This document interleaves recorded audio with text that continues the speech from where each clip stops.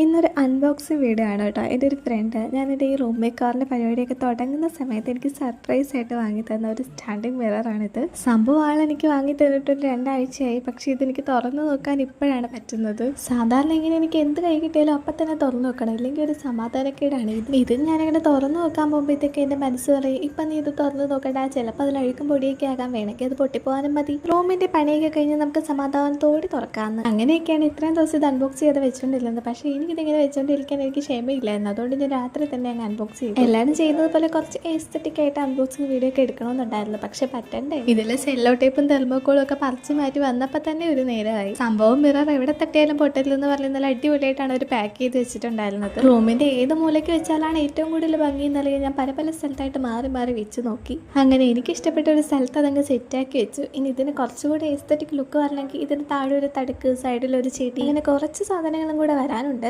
എന്തായാലും സംഭവം സൂപ്പറാണ് കേട്ടോ. എനിക്ക് നല്ല ഭയങ്കര ഇഷ്ടപ്പെട്ടു. എൻ്റെ റൂമിന് ഇത് ഫിറ്റാണ്. എൻ്റെ അത്രയും പൊക്കമില്ലെങ്കിൽ ഇതിനകത്ത് എന്നെ ഫുള്ളായിട്ട് കാണാം. മതി, അത്രയൊക്കെ മതി. അപ്പോൾ ഇനി നെക്സ്റ്റ് വീഡിയോയിൽ കാണാം കേട്ടോ.